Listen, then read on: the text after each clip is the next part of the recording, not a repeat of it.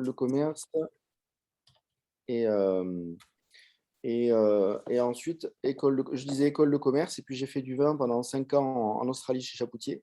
Et ensuite, je suis rentré en France, où j'ai créé AOC Conseil, dont l'objectif est d'apporter du développement, de la valeur ajoutée et un confort au travail. Donc, je laisse Jean-Marc se présenter. Bonjour à toutes et à tous. Donc, Jean-Marc Demange.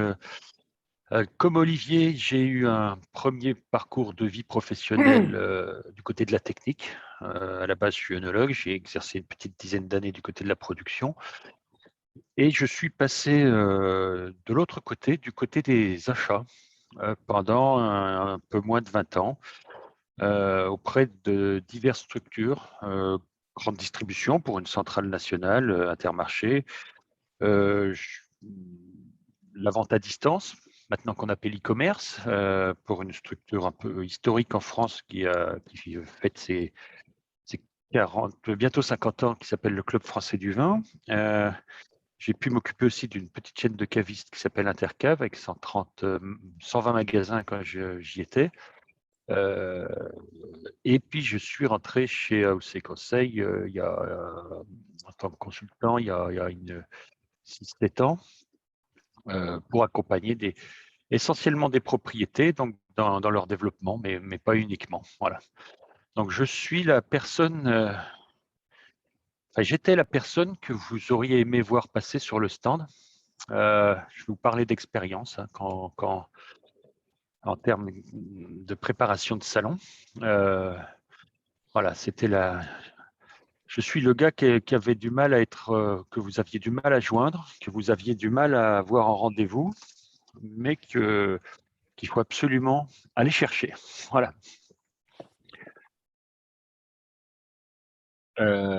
Yann, est-ce que vous pouvez partager l'écran parce que je ne le vois pas?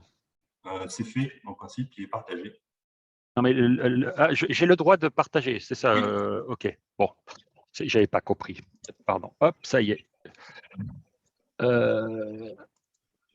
Hop, là, vous devez tous voir normalement le document. Donc aujourd'hui, alors attendez, voilà. Donc, comment préparer avec efficacité les salons? Donc, on va parler de toute la phase préparatoire qui commence quasiment, enfin pas quasiment, qui commence jusqu'à un an avant. On va parler aussi un peu du déroulement des salons, parce qu'un salon bien préparé mais mal transformé, c'est quand même dommage. Et puis, un petit peu de ce qu'il faut faire dans les heures et dans les jours qui suivent. Voilà. Voilà le plan. Donc, première partie, un petit rappel des fondamentaux. Ça fait jamais de mal. C'est moi qui vais m'occuper un petit peu de cette partie. Deuxième partie, on va rebalayer un petit peu les outils de prospection et les méthodes principales. Olivier s'en chargera. Troisième partie, on retourne sur la préparation proprement dite du salon, et puis on fera une petite conclusion. Donc, j'attaque la partie 1. Donc, les fondamentaux. Clairement, aller sur un salon, c'est un petit peu aller à la guerre, on va dire, et il faut y aller avec bien armé. Donc, il faut venir avec tout un outillage d'argumentaire, en gros, une sorte de boîte à outils qui va vous permettre de bien appréhender vos rendez-vous. Donc, dans cet outillage, cet argumentaire doit comprendre un certain nombre de choses. Évidemment, une présentation, enfin, l'historique du domaine, une présentation du domaine. Alors, on met tous les aspects sont à maîtriser. N'oubliez pas que vous n'allez pas parler uniquement de technique, mais on va pouvoir vous questionner sur votre politique commerciale, on va pouvoir vous questionner sur la logistique, etc. Donc, il faut être prêt un petit peu à tout répondre, à répondre à tout, pardon. L'argumentaire doit comprendre une présentation de la gamme, doit parler éventuellement de votre politique touristique, doit présenter l'équipe. N'oubliez pas que la personne qui va être en face de vous, lui va avoir parfois plusieurs interlocuteurs. Hein, si vous êtes un petit peu, si le domaine ou la propriété est un peu grosse, si c'est un petit négoce, une cave-cop, etc. Donc, ça doit présenter l'équipe, c'est-à-dire l'équipe, c'est vous, mais c'est aussi votre assistant-assistante, hein, qui sont souvent ceux qui finalisent le boulot une fois qu'il est entamé.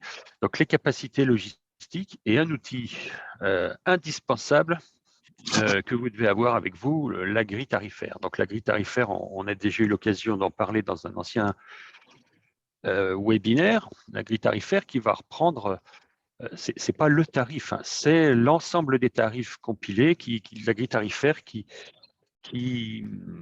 doit normalement être assez cohérente et doit permettre à chaque intermédiaire de vivre. Donc, vous devez tout maîtriser de l'entreprise que vous allez représenter. Donc, ça, c'est valable pour vous, vignerons, mais c'est aussi valable c'est surtout valable, on espère que vous, vignerons, vous maîtrisez tout, mais pour les gens qui vont vous accompagner. Donc, n'oubliez pas que vous serez responsable des informations que vous allez donner. Alors, l'argumentaire, va falloir faire à la fois, va falloir être capable de faire court, et il va falloir être capable de faire un peu plus long. Donc, idéalement, il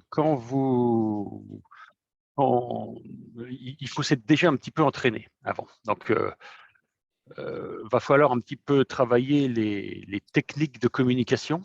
Hein, commencer à imaginer, à mettre un certain nombre d'éléments de langage presque par écrit qu'il va falloir maîtriser, mais aussi un certain nombre de mots noirs. Il y a des mots ou des expressions ou des notions qu'il est bon de ne pas utiliser, etc. Par exemple, quand on présente son vin, curieusement, il n'est jamais acide, le vin. Ça, c'est un mot qu'on ne prononce jamais.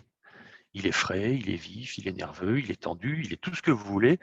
Mais typiquement, voilà le genre de mots qu'on ne prononce jamais. Donc, on s'entraîne avant, on se liste tout un tas d'éléments de langage qu'on aimerait ressortir. On soigne son image. On n'a qu'une seule chance de donner une bonne image. Sur un salon, c'est particulièrement vrai parce que vous avez des interlocuteurs qui sont extrêmement, extrêmement sollicités. N'oubliez pas que pour vous, votre interlocuteur, c'est le moment, le rendez-vous, c'est le moment clé de la matinée ou de la journée. Pour lui, vous êtes entre le 4e et le 5e ou entre le 11e et le 12e qu'il a vu aujourd'hui. Donc, il faut frapper fort et en tout cas, ne pas si vous laissez un souvenir, faire en sorte qu'il soit bon. Donc, les règles d'or, en termes de communication, en termes de prospection commerciale, pardon, donc se faire une bonne liste de prospects avant même, on va en reparler très largement par la suite. Il faut avoir un script ou une accroche très simple. Alors, je vais vous donner un petit exercice que vous ferez après, hein, pas là maintenant. En gros, vous faites l'exercice de vous présenter, alors, par écrit, hein, en 5 mots, 10 mots, vous présentez le domaine, en 5 ou 10 mots, en 50 mots et en 150 mots. Et ça, c'est un exercice qui va parfois vous demander un petit peu de temps, mais c'est capital de savoir se présenter de manière différenciante en une cinquantaine de mots, c'est-à-dire c'est les 30 premières secondes de votre rendez-vous, ou c'est carrément quelqu'un que vous allez croiser en faisant la queue au parking ou je ne sais pas où. Donc, c'est super important. Mais cet exercice, quand vous allez le faire, faites-le de manière à ce que ça vous présente vous et rien que vous. J'en lis beaucoup, hein, des argumentaires, des introductions, mais dans beaucoup de cas, elles sont presque interchangeables entre les domaines. Et n'oubliez pas que votre interlocuteur, il va avoir 10, 15, 20 contacts sérieux dans la journée.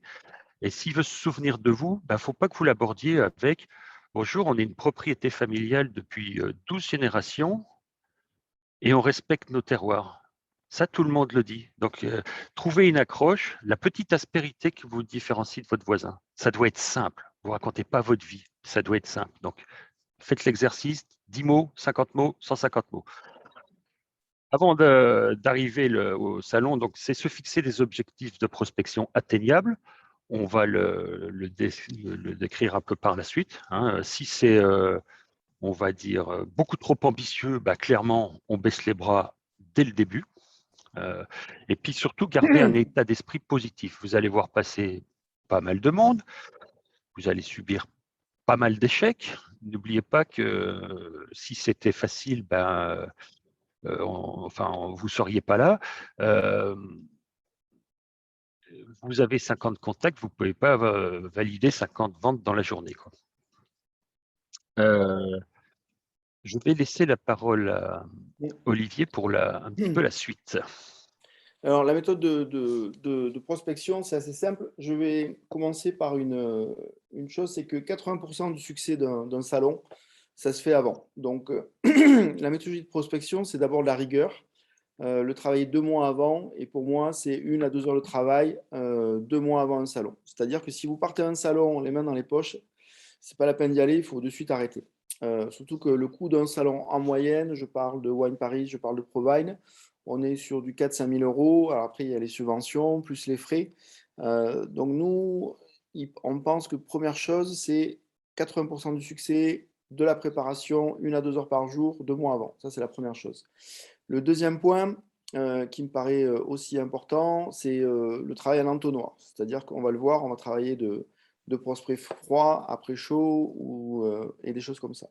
Le deuxième point, pour qu'un succès, un salon fonctionne, il faut le faire 3 années d'affilée. Donc 3 années d'affilée, c'est-à-dire que si vous allez sur la première année, vous ne réussirez pas. C'est-à-dire que c'est au bout de la deuxième année que là, vous pourrez équilibrer et que vous pourrez faire de la vente. L'autre chose, c'est qu'un salon fonctionne plutôt bien si vous faites aussi une démarche de prospection à côté. C'est-à-dire que pour nous, le salon n'est pas une finalité en soi, mais c'est un point synergique.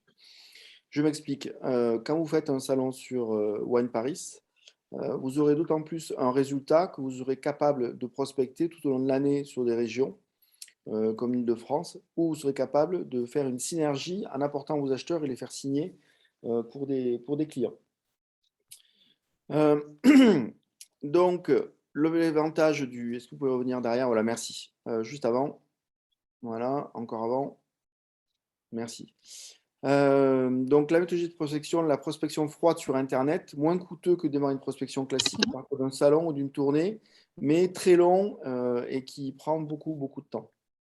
Les résultats peuvent être décevants si réalisés sans rigueur ni méthodologie. Alors, j'ai l'habitude de dire à mes clients, si vous voulez réussir dans la commercialisation, c'est comme le temps que vous passez dans vos vignes. C'est-à-dire que si vous ne passez pas 2-3 heures par jour, vous n'arriverez pas à travailler. Donc, c'est un peu comme là, vous passez beaucoup de temps dans vos vignes, mais il faut passer beaucoup de temps sur vos marchés, il faut les travailler, il faut les labourer, il faut les tailler pour qu'ils donnent des jolis fruits 3 mois, 6 mois après.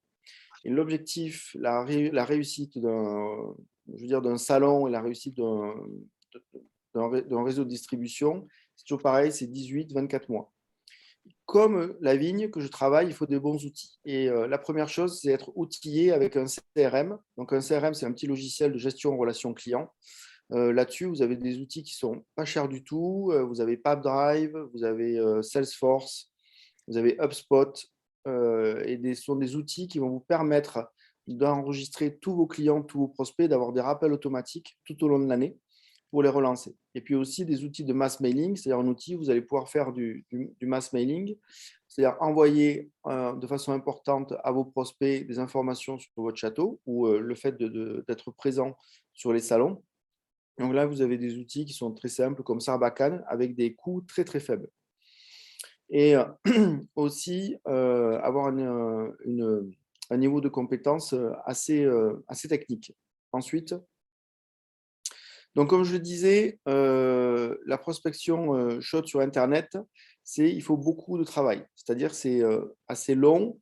Donc là, en fait, ce que vous voyez ici, c'est ce qu'on appelle le chemin commercial. C'est-à-dire je vais passer et en fait, je vais voir un petit peu ce qui est important. Et là, je vois un petit peu ici, qu'est-ce qui est le plus important, qu'est-ce qui fonctionne le plus entre les rencontres, les emails, le courrier, le phoning et l'échantillonnage. À mon avis, ce qu'il faut comprendre, c'est que la commercialisation, réussir sur un salon, c'est d'abord de la rigueur et puis surtout, c'est de l'abnégation. C'est-à-dire qu'il ne faut pas tous les jours, il faut prospecter sans se décourager. Parce que le découragement, c'est la première chose qui arrive. Et bien sûr, on a toujours une bonne façon ou une bonne occasion de ne pas prospecter. Parce que prospecter, c'est compliqué, c'est se prendre des portes. On sait que quand je prospecte, je n'ai que 10% de résultats positifs à la fin, mais ça peut être un container, donc ça vaut le coup. Et donc, un temps qui est important, c'est 2 ans de travail minimum. Ensuite,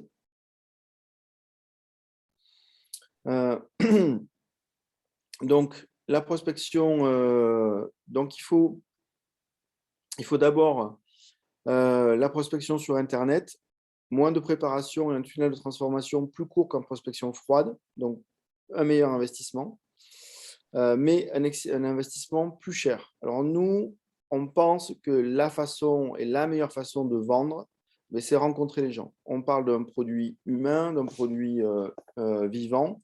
Et donc, pour nous, pas de résultat si vous ne rencontrez pas vos acheteurs. Ça, ce n'est pas possible. Et surtout, il faut les rencontrer une fois par an. Et nous, ce qu'on demande à nos clients, c'est qu'ils appellent leurs clients existants tous les 2 à 3 mois, avoir des appels téléphoniques et les voir une fois par an et leur apporter surtout de la nouveauté. C'est là où c'est la difficulté, en fait. D'où l'inconvénient, c'est que ça prend beaucoup de temps. Chronophage. Ensuite, prochain slide. Donc, où trouver des bases de données? Alors là, c'est assez simple. Vous avez des bases de données sur Best Wine Importers, sur les chambres de commerce et d'industrie, sur VinUp aussi, qui vendent des bases de données.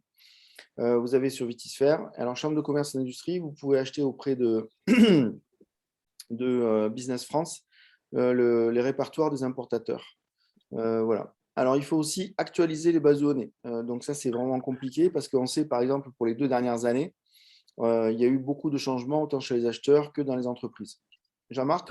Oui, dans les bases de données, n'oubliez pas vos syndicats, vos interpros qui sont riches de ces bases de données et qui parfois dorment dans un coin de leur site internet ou de leur intranet. Donc, n'hésitez pas à les solliciter. Voilà. Alors, bordeauxprof.com est le meilleur centre de recherche puisque vous avez toutes les études de marché et beaucoup de répertoires des importateurs qui sont présents. Ce qui est pas mal, c'est mixer les bases de données. C'est-à-dire, c'est souvent partir nous, on part toujours du Business France, c'est d'après nous les plus sûrs que vous trouverez sur bordeauxprof.com, lire l'étude de marché et après faire un croisement avec des études comme Best Wine Importers ou VinUp ou d'autres choses. Voilà. C'est ces croisements qui permettent, et puis après, bien sûr, vous avez l'ami Google qui vous permet d'avoir des informations assez précises. Ensuite, la base de données, ça se travaille, c'est-à-dire qu'il faut les classer. Alors, on ne travaille jamais un pays entier, on travaille toujours région par région, d'accord? Donc ça, c'est vraiment très, très important. Et il faut travailler. Alors, en faisant, et vous allez aussi choisir votre région, mais votre réseau de distribution. Vous ne partez pas tout azimut. Et vous ne partez pas billet en tête, dire je fais région, je fais tout le monde. Non.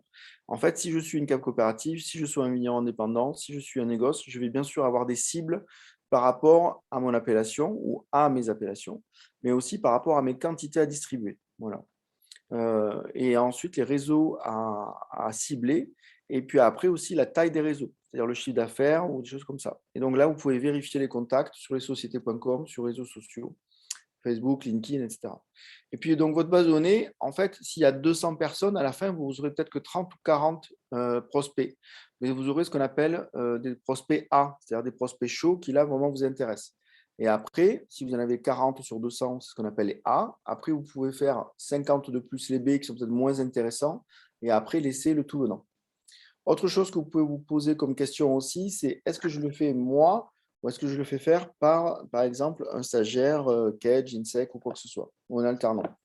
Alors ça, c'est une grande question. Moi, j'ai l'habitude de dire que quand je taille ma vigne, il faut que je sois capable de montrer aux employés que je sais tailler la vigne. Donc, il me paraît important, même si ce n'est pas votre passion de prospecter, surtout dans les langues étrangères, de savoir le faire et de montrer l'exemple. Ensuite, alors, le mailing. Alors ça, c'est important pour nous parce qu'il nous paraît important au début de faire un mass mailer, c'est-à-dire d'envoyer à plusieurs personnes et à un grand nombre de personnes comment dire, le fait que vous faites le salon. en présentant aussi vos gammes. Donc, je reviens un petit peu sur ce qu'avait dit Jean-Marc. Préparer, c'est aussi préparer un pack vendeur. Un pack vendeur, c'est quoi? Eh bien, c'est aussi faire des vidéos de 2 minutes de vos vins, comment les vendre. C'est aussi des moyens, des fiches logistiques. Beaucoup aussi de préparation commerciale, ce qu'on appelle le 4x20. Il y a aussi des moyens mémotechniques pour travailler, le son casse, le cap mort. Donc, il y a beaucoup d'outils, ce que nous, on appelle le pack vendeur, c'est une espèce de valise commerciale. Vous devez être prêt à 100%, mais quand vous partez à la guerre, parce que c'est une guerre, vous devez avoir toutes les armes dans la mallette, quoi. Donc, le mailing, pourquoi? Pour avoir des fonctionnalités de mise en page élégantes, d'accord? Donc, tout communique dans une entreprise. On peut vendre un grand coup classé, mais si vous avez des présentations qui ne sont pas belles, ben, ça ne va pas le faire. Avoir un email compatible sur mobile et tablette, donc ça c'est important. Et aussi programmer vos emailings à l'avance et surtout ne travailler toujours sur la récurrence. C'est-à-dire que quand vous allez préparer un salon, vous allez faire un emailing, mais aussi vous allez appeler. Vous allez avoir les salons en signature 2-3 mois à l'avance. Vous allez aussi en informer sur les réseaux sociaux.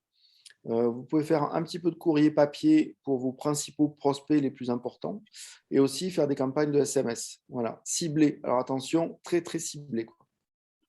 Ensuite, donc les réseaux sociaux, donc très important, par exemple pour LinkedIn. Donc ça, c'est principalement pour le professionnel et Facebook pour les particuliers. Donc pour recruter des cadres, pour prospecter pour les grands importateurs et pour suivre l'actualité de la filière. Alors, LinkedIn fonctionne très, très, très bien. Dernière chose en date, un de nos clients sur Bordeaux, grâce à LinkedIn, a fait un contrat de plusieurs dizaines de milliers de bouteilles grâce à Total Wine. Donc là, c'est quand même plutôt bien. Donc LinkedIn, vous trouver les acheteurs, des prospects, des journalistes, des clients, des syndicats et des confrères vignerons. Donc c'est devenu de plus en plus un outil très très professionnel, très efficace. Et vous pouvez prendre la partie payante, je crois qu'il y a 30 ou 40 euros, et où vous pouvez avoir l'ensemble des numéros de téléphone. Ensuite, Voilà, donc là, je vais préparation du reprendre salon, Jean-Marc. un petit peu la main sur la préparation du salon. Donc, un salon, Olivier l'a souligné tout à l'heure, c'est de la préparation. Il y a 4-5 ans en arrière, déjà, on disait, si vous n'avez pas préparé le salon, bah, ce n'est pas la peine d'y aller. Et là, maintenant, je vais durcir presque le message. Si vous n'avez pas obtenu de rendez-vous, pas que ce n'est pas la peine d'y aller, mais quand même, on n'en est pas loin. Donc, c'est vraiment une course de fond. Une course de fond à la fois pour la préparation, pour la prospection pure et dure, mais aussi pour la préparation logistique, on va dire, pour l'organisation générale. Donc, il va falloir prendre contact avec les organisateurs du salon. C'est important, on ne fait pas tout à distance. C'est quand même bien de savoir à qui on parle, notamment quand il va falloir choisir les emplacements, etc. Donc, bien entendu, il va falloir enregistrer quelque part l'agenda du salon. C'est-à-dire que le salon, il va mettre en place un certain nombre de passages obligés, hein, le choix définitif du stand, l'envoi des échantillons, je ne sais pas quoi, le premier paiement, le dernier paiement, etc. Tout ça, vous devez le programmer chez vous parce que louper une étape, c'est parfois se mettre dans des situations un petit peu compliquées. Vous devrez choisir votre stand. Soit je prends un stand nu, soit je prends un stand clé en main. Bon, sur les salons professionnels, de plus en plus, les gens ont tendance à se tourner vers les stands clés en main parce que c'est beaucoup plus confortable, surtout quand il s'agit d'aller à l'autre bout du monde. Hein, quand on est une propriété de taille normale ou moyenne, se trimballer un stand, même à l'autre bout de la France, c'est parfois un petit peu compliqué. Et puis, donc voilà, c'est un choix à faire. Ouais, ça se pèse. Moi, pour avoir organisé à plusieurs reprises des stands collectifs pour quelques-uns de mes clients sur des salons, j'ai testé le stand nu, je ne le referai plus, par exemple. Voilà. Il faut bien potasser le catalogue parce que, figurez-vous, sur le catalogue, vous n'allez pas avoir que des concurrents, vous allez avoir des contacts qui peuvent être intéressants pour vous. hein, des collègues qui peuvent vous donner un coup de main. Certains distributeurs sont aussi producteurs, hein. Vous verrez sur Wine Paris, vous allez pouvoir croiser, je ne sais pas cette année, je n'ai pas regardé le catalogue avec précision encore parce que ça bouge beaucoup, mais par exemple sur Wine Paris, quel salon qui va vous intéresser? Vous avez en exposant, vous avez la Maison Richard, vous avez France Boisson, donc c'est de se dire peut-être j'irai leur faire un petit coucou, mais voilà. Et puis, imaginez aussi organiser un événement sur votre stand. C'est-à-dire que vous n'êtes pas là uniquement pour attendre le client et pour prendre des rendez-vous. Alors, organiser un événement, c'est quoi? C'est un événement qui va vous permettre de créer une certaine synergie entre l'ensemble des clients, entre l'ensemble des personnes présentes avec lesquelles vous entretenez des relations commerciales. Alors, typiquement, c'est quoi? C'est le soir, fin de salon, je fais entre guillemets, un apéro, hein, mais ça peut être dans la journée à des moments clés. Je fais une dégustation avec un thème intéressant. Bon, je fais goûter, je sais pas moi, on sera en 2022, je fais goûter tous les millésimes en 2 jusqu'à 1902, enfin je ne sais pas, mais organiser un événement qui permette d'attirer vos clients et contacts de manière un peu décontractée, on va dire. Ils ne sont pas là pour faire du business, mais au final, c'est un moment d'échange et c'est un moment où on peut avancer. On peut avancer. Anticiper la réservation pour avoir un bon stand. Et également aussi la réservation du billet de l'hôtel pour réduire la facture. Alors pour Wine Paris, c'est pas un souci, l'hôtel par exemple. Mais par exemple, certains salons internationaux, Provine, hein, qui suivra Wine Paris 2 mois plus tard, c'est la logistique pour vous, exposants, c'est critique. Par exemple, trouver un hôtel à Düsseldorf, c'est compliqué. Plus vous y prenez à l'avance, mieux vous vous porterez.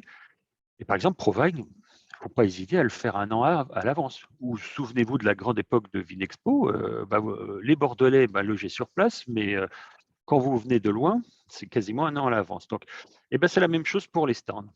Hein, les premières places sont les meilleures. Voilà, je veux un coin, par exemple. Un coin, c'est quand même mieux quand vous êtes à un angle de 2 allées, quoi, hein. Vous avez deux fois plus de visibilité à l'extérieur. Vous devez assez en amont aussi savoir qui va aller sur le salon. Voilà, parce que le salon, ce n'est pas un endroit où on va se promener, c'est un endroit où on va pour travailler. Donc, toutes les personnes présentes devront avoir un rôle, une mission, et puis devront avoir travaillé et préparé le salon. Hein, au dernier moment, on ne dit pas tiens, viens avec nous. Ça, c'est pas très pro, quoi, on va dire. Vous devrez vous définir des objectifs commerciaux. Donc, on en a déjà un petit peu parlé avant. Donc, avec les équipes commerciales, bon, si vous êtes une propriété, l'équipe commerciale, souvent, c'est vous, mais vous devez vous les définir. Ne pas se fixer d'objectifs, c'est le meilleur moyen de ne pas les atteindre. Là, vous êtes à peu près certain de ne pas vous décevoir puisque vous n'êtes pas fixé d'objectifs. Donc, c'est se fixer des objectifs, c'est par exemple savoir qui on a envie de voir, combien de contacts on doit avoir, etc. etc. Donc, qu'est-ce que j'ai envie de vendre? Donc, vous devez aussi valider de manière claire l'enveloppe budgétaire. Vous devez budgétiser votre salon.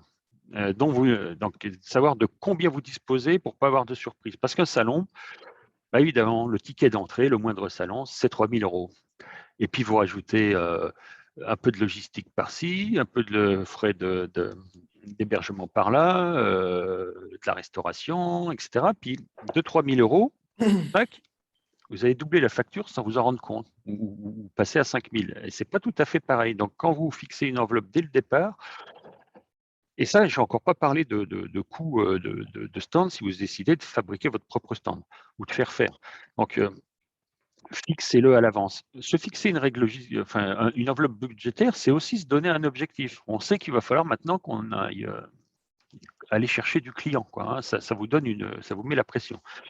Et puis, informer ses clients le plus tôt possible. Le plus tôt possible, notamment par votre signature mail. Si vous allez à Wine Paris dans maintenant 2 mois et demi, tous et toutes, sur votre signature mail, c'est rendez-vous à Wine Paris. mais dès maintenant. Dès maintenant, parce que c'est quasiment si j'exclus Millésime Bio qui est à part, on va dire, mais pour beaucoup d'entre vous, c'est le premier salon professionnel depuis le dernier Wine Paris il y a 2 ans. Donc, informer sur les réseaux sociaux, et puis il va falloir commencer à faire un petit peu d'emailing. On va détailler un petit peu par la suite. Donc, le rétro-planning, c'est 1 an. 1 an. 12 mois avant, je loue mon stand. Je commence à réfléchir aux produits que je vais exposer en fonction des cibles que je vise. Si je vise les cavistes, je n'amène pas mes produits grande distribution. Ça ne sert à rien, ou pas grand-chose. 10 mois avant, je commence minima à réserver l'hôtel, à penser à la décoration que je veux sur mon stand. 8 mois avant, soit j'ai pris un stand déjà tout équipé, tout va bien, je ne m'occupe que de la décoration. 8 mois avant, je dois sous-traiter la conception du stand et préparer le matériel à exposer. Alors, pourquoi sous-traiter la conception du stand? C'est un métier. C'est un vrai métier, standiste. Vous décidez de le faire vous-même, pourquoi pas?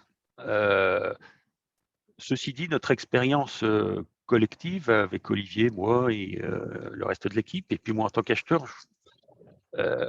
on voit quand même que le fait soi-même, c'est rarement fonctionnel. Faites confiance aux gens dont c'est le métier.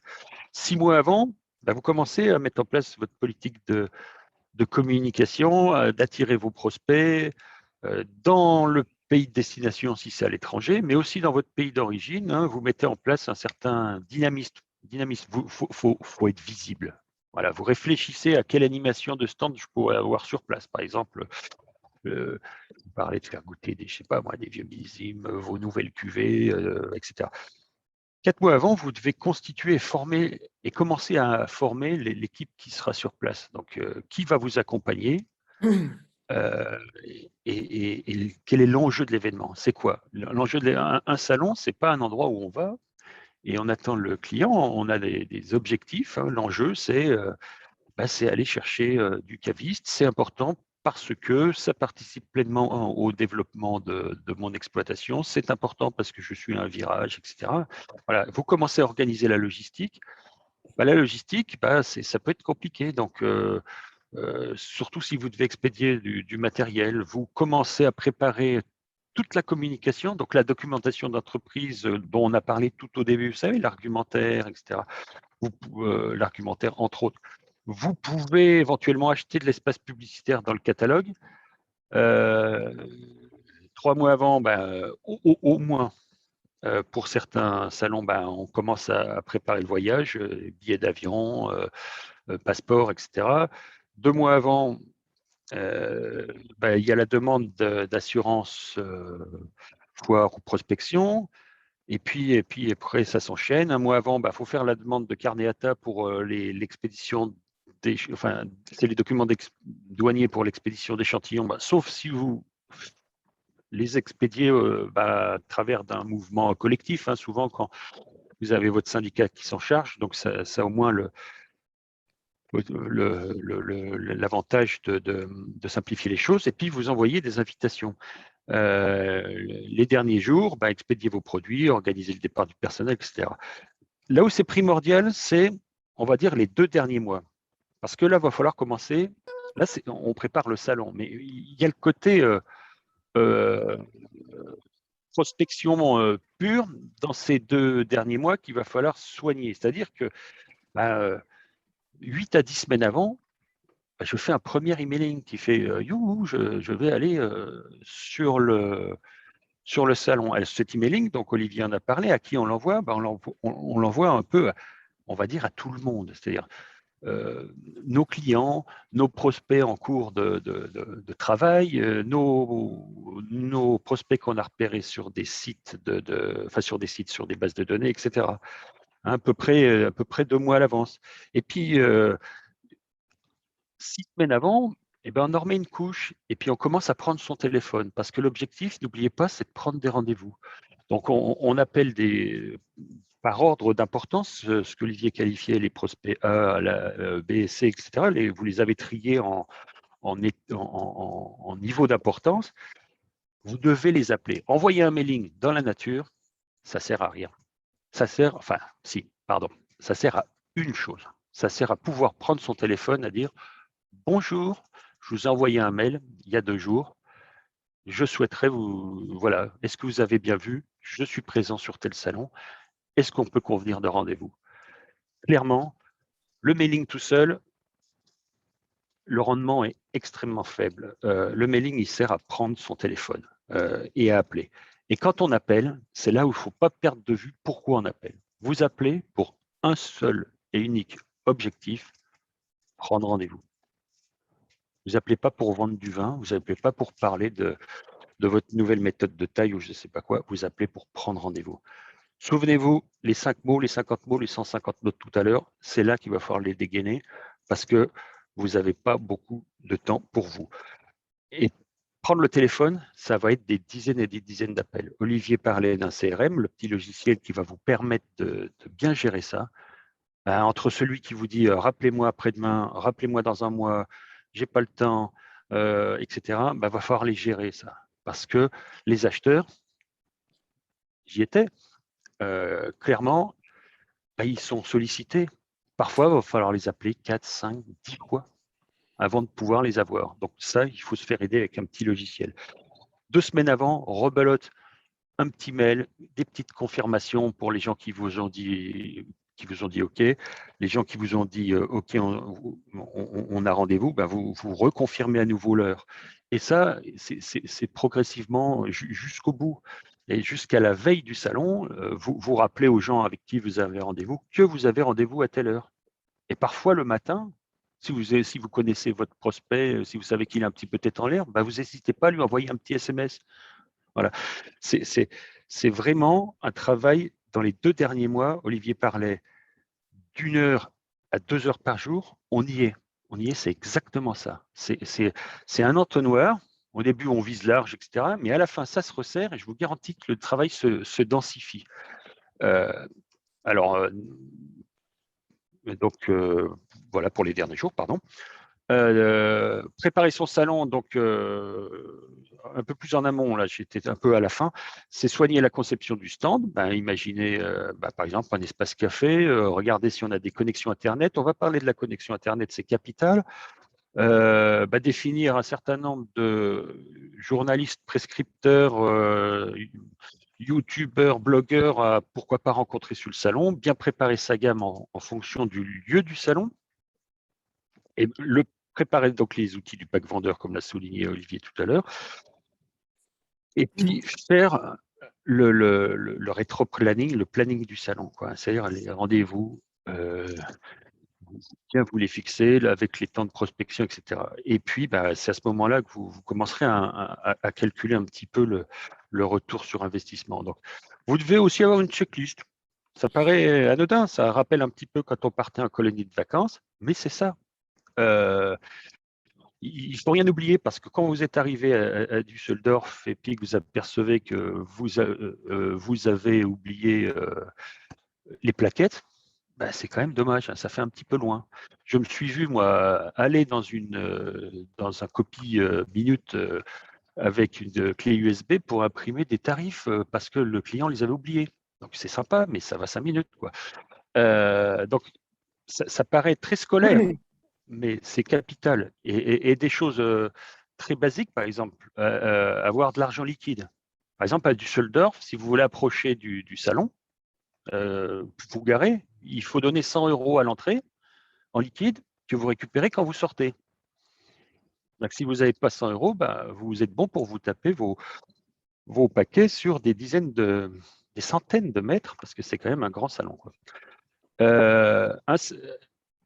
Un salon, il y a des aides.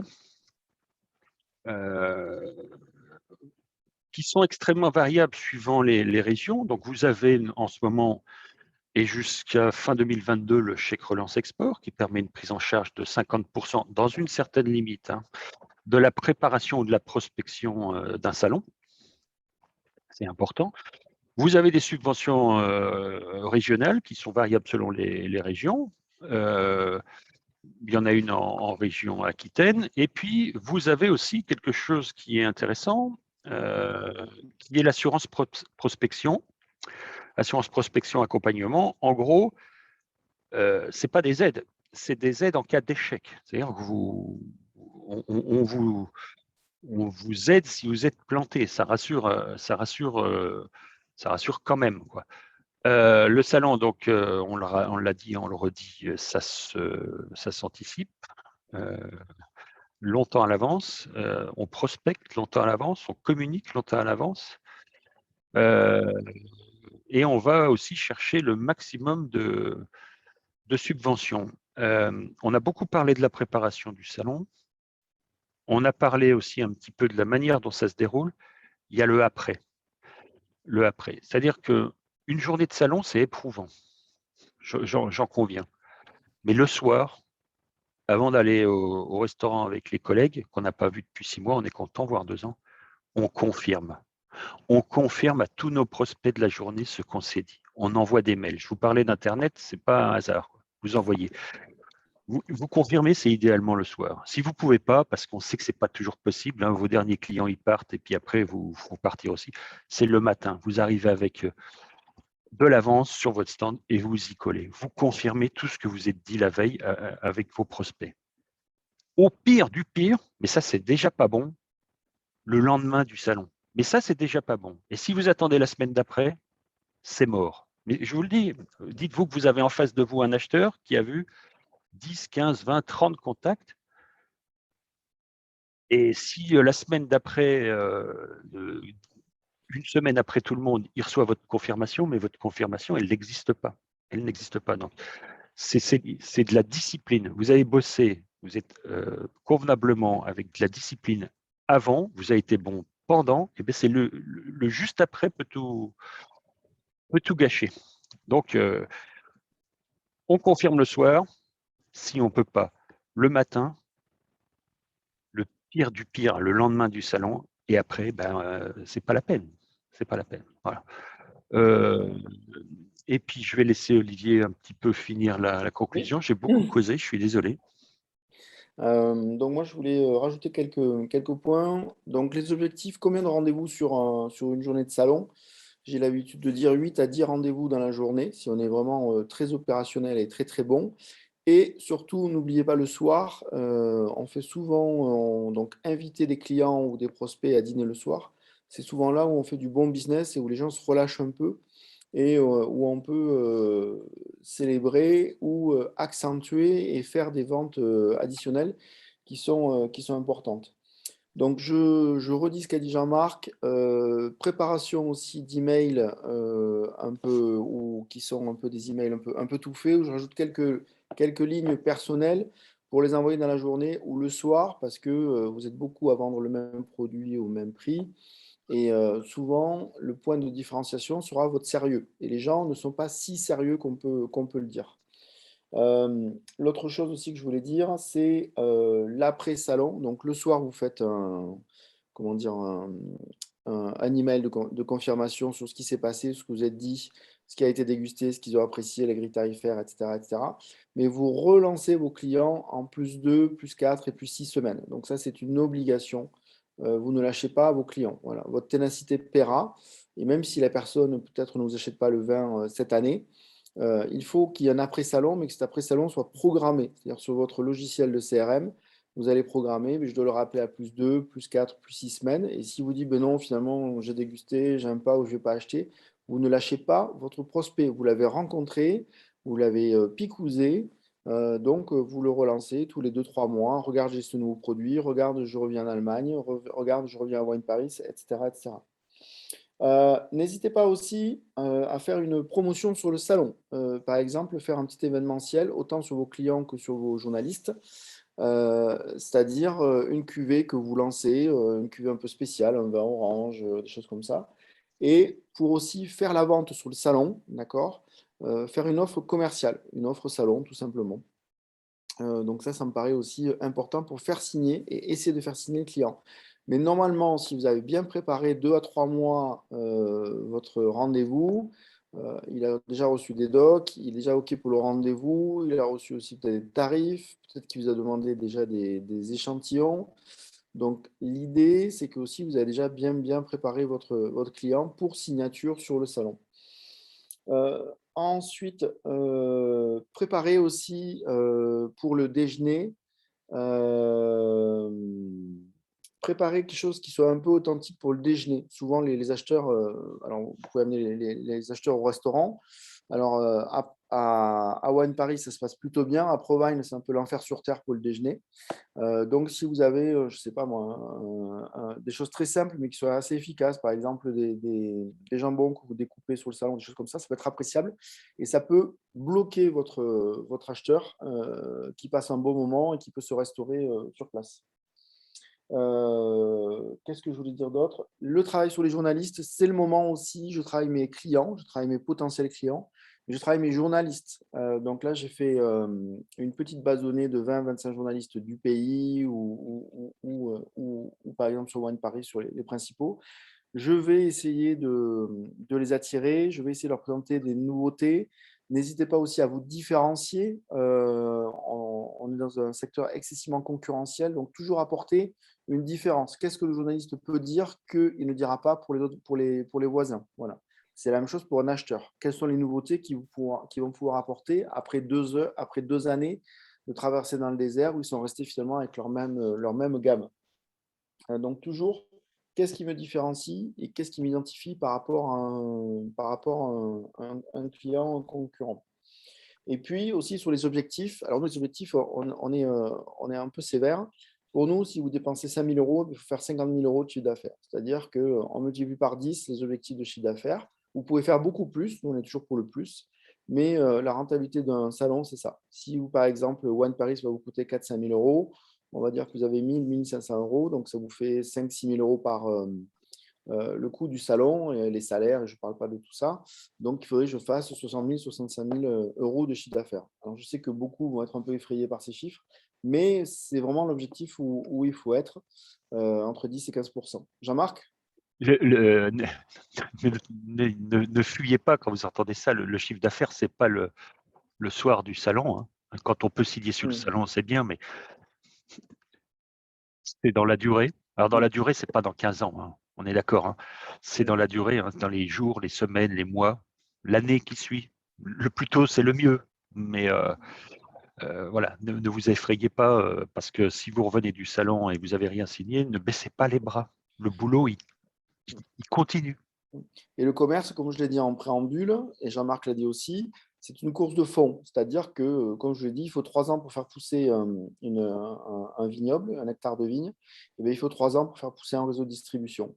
Et quand je fais un salon, quand je m'engage sur un Wine Paris, quand je m'engage sur un Provine, eh bien, je le fais pendant 3 années d'affilée. Parce que la première année, je sais que c'est difficilement rentable. Dernière chose aussi, nous, on a l'habitude, toujours après le salon, même si c'est difficile, de faire une prospection pour amortir le salon, pour voir les gens qui n'ont pas pu venir au salon. Donc à Provine, il y a toujours 4-5 jours de prospection derrière sur la région de Düsseldorf ou pour Wine Paris. Comme ça, on amortit au maximum le travail. Ça nous permet aussi souvent de reconfirmer des rendez-vous. Des gens qu'on a vus sur les salons qui disent écoute, je suis un peu pressé, donc je leur dis bah, écoute, je suis dans la région, jusqu'à pendant 3 jours de plus, on peut se voir.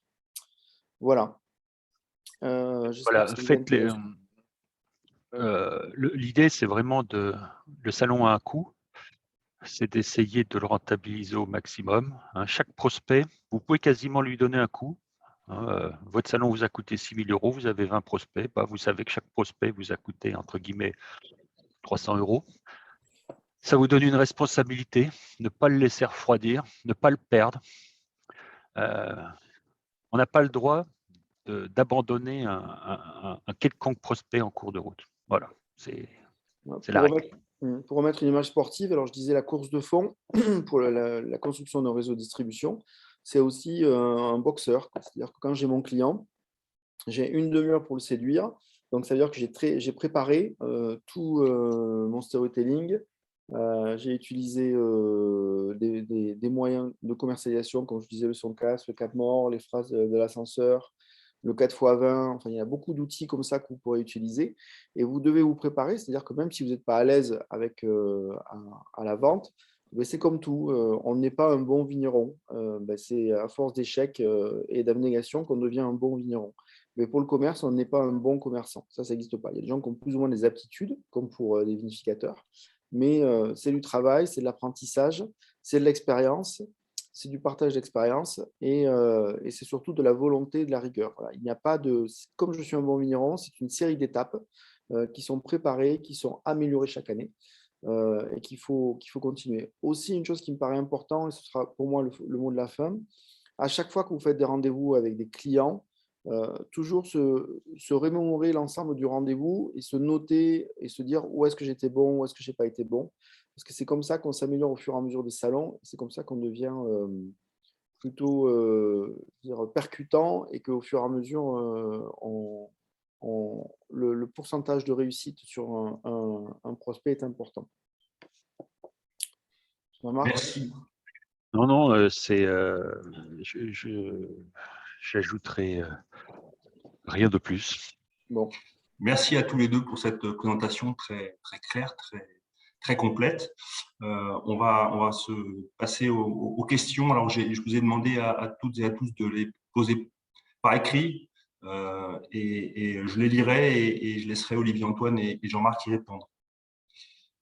Je précise également que la présentation qu'on vient de vous faire a été enregistrée et qu'on vous enverra le lien, un mail avec le lien pour accéder à cet enregistrement. Alors, première question de Frédéric Marc, 4x20, c'est quoi?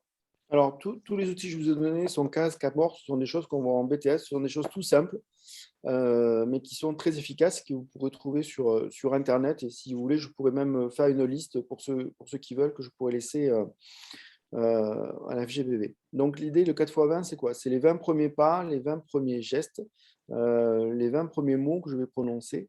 Et donc, voilà. Donc, si vous voulez, c'est un petit peu comment je me prépare, qu'est-ce que je dois dire, comment je présente et tout. Un autre point, c'est aussi la présentation des vignerons. Là, je souligne, alors attention de ne pas arriver en costume cravate, ce qui est aussi mon cas, mais il faut arriver, moi j'aime bien le côté smart farming, c'est-à-dire arriver toujours propre et tout. Je vois des choses, moi des fois, qui me paraissent un petit peu légères sur la présentation, c'est-à-dire que tout compte, c'est-à-dire autant le site internet que le tarif, que les réseaux sociaux. Et votre tenue vestimentaire est aussi importante pour donner confiance à la personne qui veut travailler avec vous. Alors, je n'ai pas d'autres questions à ce stade. Donc, s'il n'y a pas d'autres questions, oui, les goodies ont-ils toujours de l'importance? Une question de Thibaut Cousien. Ouais. Jean-Marc? Là, je remets ma casquette d'acheteur. Ça dépend à qui on s'adresse. Sur les pros, ce qui est le sujet principal, moins qu'avant, clairement, moins qu'avant. Déjà parce que sur un salon, les salons ont changé.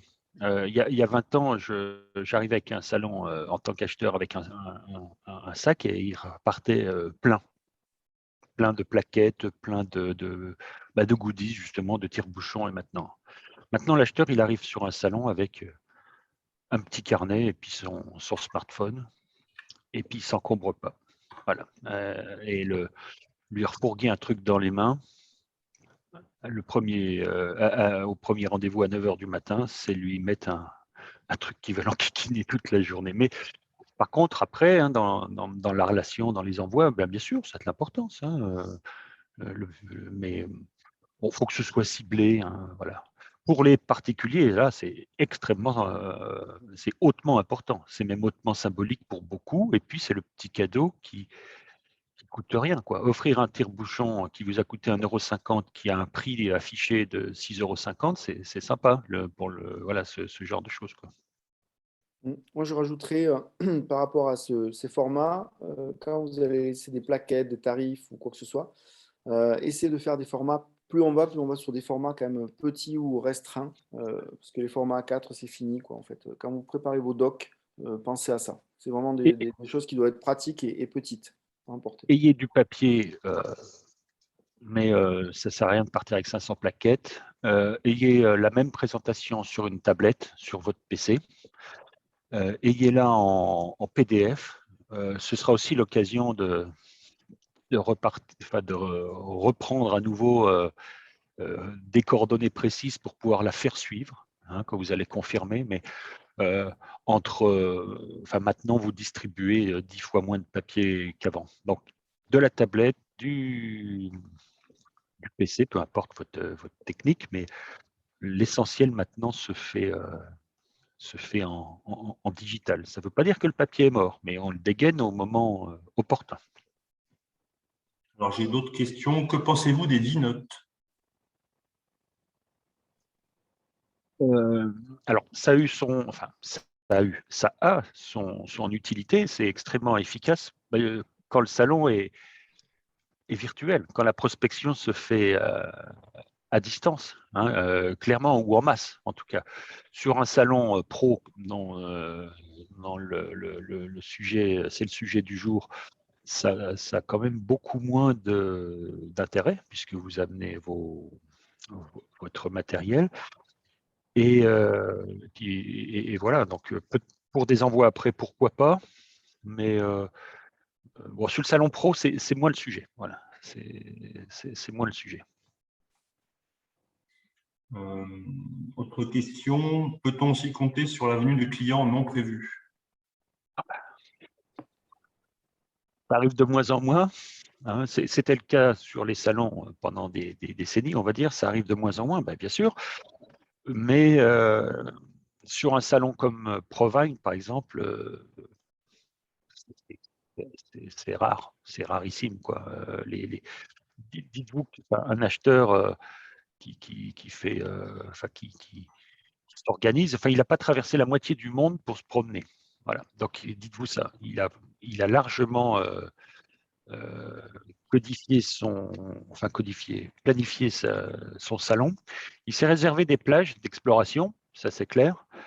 Plages d'exploration qui vont être à 90% bouffées par des rendez-vous précédents qui ont duré plus de temps que prévu. Donc, on l'a dit, si vous ne préparez pas, si vous n'avez pas de rendez-vous, n'imaginez pas recevoir suffisamment de monde pour que votre salon soit efficace. En gros, pas de rendez-vous, ça sent pas bon. Voilà. Autre question, proposer un jeu concours durant le salon peut-il avoir un impact? Ça dépend si c'est pro ou particulier. Dire, si c'est pro, aucun intérêt. Si c'est particulier, oui, c'est plutôt positif. Voilà. Si c'est pro, vous savez, gagner une bouteille à un acheteur pro ou un Magnum ou son poids en Côte-du-Rhône, je ne suis pas sûr que ça le fasse vibrer. Par contre, sur les particuliers, c'est extrêmement efficace. N'oubliez pas le but quand vous faites ça, remonter la coordonnée client. Ça, c'est remonter des coordonnées clients. La question concernait les salons des vignerons indépendants. Et ben voilà, on a répondu. Oui, ça marche. Très efficace, oui. Très efficace. Parfait. Écoutez, on n'a pas reçu d'autres questions à ce stade. Donc, s'il n'y en a pas d'autres, on va clôturer cette réunion en vous remerciant pour la clarté de la présentation. Et donc, elle sera disponible. L'enregistrement sera disponible, bien sûr, si vous souhaitez approfondir certains points. Et puis, voilà, pour approfondir, vous avez deux interlocuteurs maintenant que vous connaissez. Il me reste à vous souhaiter à toutes et à tous de bons salons et une bonne fin d'année. Voilà. Merci voilà. à vous tous. Merci beaucoup. Voilà, merci à tous. Soyez frais et dispo pour le marathon des salons du premier trimestre. Voilà. Bonne vente à tous. Bonne vente. Au revoir. Au revoir. Vous retrouverez une synthèse de cette présentation dans le prochain numéro de l'Union Girondine. Très bon journal qu'on recommande. Merci pour les Girondins. Pour les Girondins. Malheureusement. J'ai vu d'autres régions. Voilà.